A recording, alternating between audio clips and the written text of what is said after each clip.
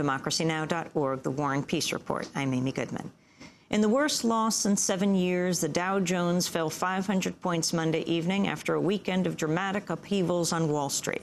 Bank of America took over the brokerage firm Merrill Lynch, and investment bank Lehman Brothers declared bankruptcy after Federal Reserve and Treasury officials refused to bail them out. Meanwhile, Federal Reserve officials are working with the two remaining investment banks on Wall Street, Goldman Sachs and J.P. Morgan Chase, to put together a $75 billion rescue package for the flailing insurance giant American International Group. Treasury Secretary Henry Paulson described the cause of the crisis at a news conference on Monday. As I've long said, the housing correction is at the root of the challenges facing our markets and our financial institutions. I believe that we've taken very important steps with respect to Fannie Mae and Freddie Mac, and they're amongst the most important actions we can take to work through this turmoil. There are going to be some real rough spots along the road, but I believe we're making progress. And when I look at the way the markets are performing today, I think it's a testament to the way the financial industry has come together, because they're dealing with an extraordinary set of circumstances, and they're dealing in a way we should all be proud of. President Bush tried to reassure investors while speaking to reporters at the White House Monday. As policymakers, we're focused on the health of the financial system as a whole. In the short run, adjustments in the financial markets can be painful, both for the people concerned about their investments and for the employees of the affected firms. In the long run, I'm confident that our capital markets are flexible and resilient and can deal with these adjustments. I'm joined right now in our Firehouse studio by the Reverend Jesse Jackson, civil rights leader, founder of Rainbow Push Coalition, organized a march on Wall Street, a number of them over the years, as part of the Wall Street Project, a march calling for federal intervention to protect homeowners from foreclosures. Welcome to Democracy Now! You're in the Firehouse today, on the Wall Street. So can you talk, Reverend Jackson, about the crisis? Well, first of all, the events that led up to the crisis were all legal. Which means that law was perverted. When you globalize capital and don't globalize workers' rights, human rights, women's rights, you have an imbalance at some point. That structural default just simply comes apart. Second, is the result of unregulated banks without transparency, in some instances without integrity, and unenforced lending laws, which led to the housing crisis, as well as risky investments without any monitoring. So we see the logical conclusion of the lack of check and balance, the lack of transparency. Now the government must intervene to protect the workers, the consumers, and the economy itself, much like Roosevelt had to do. What do you think of the Lehman Brothers going bankrupt, that the federal government will not bail them out?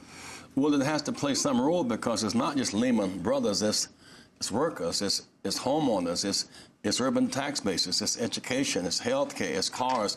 The whole economy seems to be unraveling, and so the government cannot stand idly by and talk about a free market that's not free, or a balanced market that is not balanced.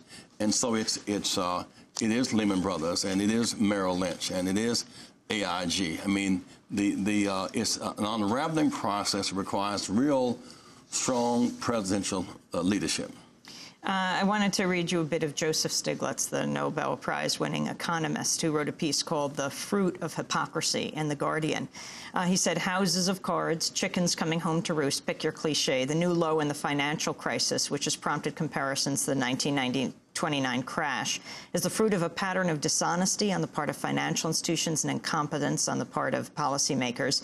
He said, we've become accustomed to the hypocrisy. The banks reject any suggestion they should face regulation, rebuff any move towards antitrust measures, yet when trouble strikes, all of a sudden they demand state intervention. They must be bailed out. They're too big, too important to be allowed to fail. Well, in a bailout must mean with it must be incentives to reinvest and to restructure.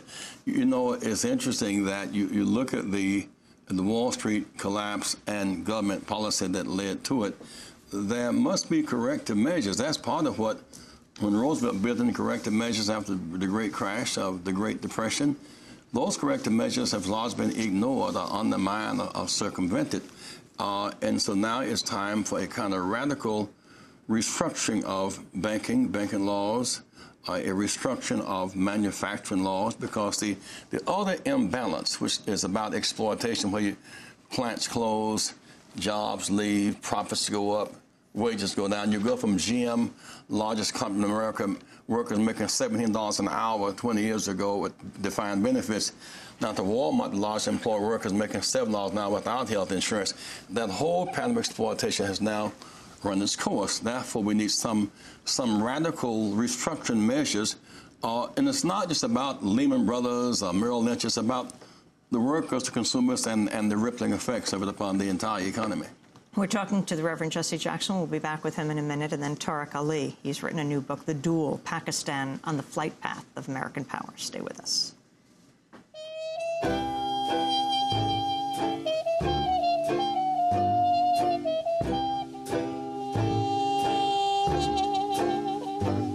Don't know why there's no sun up in the sky, stormy weather.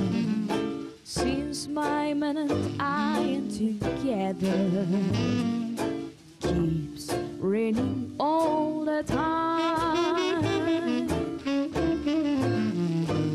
Love is spell, gloom and misery everywhere, stormy weather. Just can't get my poor self together. I'm worried all the time, the time when he went away to war. Stormy weather here on Democracy Now!, democracynow.org, The War and Peace Report.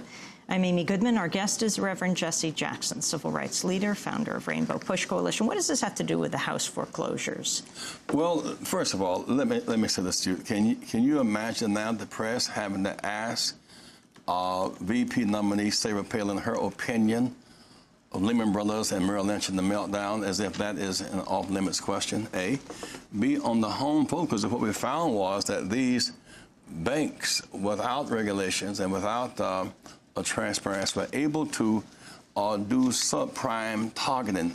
Once they stopped redlining with the use of community reinvestment, they began to target people, in some instances by race and sometimes by class, but long-term low interest loans. Sometimes people are not qualified to have them. Sometimes people are lied to and bamboozled. We know that about 22% of those subprimes went to African Americans. About 22% went to Latinos. But the water came in the ship on the black and brown side. The water did not stay. The water kept coming across. So now what you have is whole communities without their, when one house goes, 7 houses lose value. And so the value is leaving, tax base eroding, schools are suffering, all because unregulated banking up top and lack of fair lending laws. If you had enforced fair lending laws at the base, the water, the ship did not sink because shells blew off the deck. Water came in the bottom, and water came in the bottom because the poor people and middle-class people, in fact, were taken advantage of and exploited. I want to ask you about this news headline we read about the Michigan Messenger reporting the chair of the Republican Party in Macomb County and Michigan planning to use a list of foreclosed homes to block people from voting in the upcoming election as part of an effort to challenge some voters Election Day, planning to challenge voters who've defaulted on their house payments, of course, disproportionately African-American, overwhelmingly Democratic voters. In Michigan, more than 60% of all subprime loans were made to African-Americans. Well, they want to try to do what has worked. The targeting worked in Florida, so the winner lost and the loser won in Florida. Ms. Harris literally took the prison rolls and used them to manipulate names off the rolls in Florida and would not allow students who had the rights of residency to vote where they went to school, so they stole an election. Then in Ohio in 2004, you had the owner of the abode declaring the winner would be Bush and the Secretary of State being his co-chair, we will deliver our state. So you had long lines of wet people because it was raining all day and dry machines. I mean, this kind of dishonesty undermines the integrity of the democratic process. In the big game, if you will, for a sports fan between Dallas and Philadelphia last night, there's a winner and a loser, but there was no rancor after the game. And that's because, Ms. Goodman, the playing field was even. the rules are public and the goals are clear, you can live with the outcome. There's now a scheme to set up more dishonesty, and so Democrats and others who care about democracy must at least be alert that there are forces trying to use electronic voting and other such schemes to deny the count of one person, one vote. Senator McCain saying the economy is healthy. His advisor, David Luskin, writes a piece in the Washington Post over the weekend. It's called "A Nation of Exaggerators. Quit doling out that bad economy line." Well, they're sick and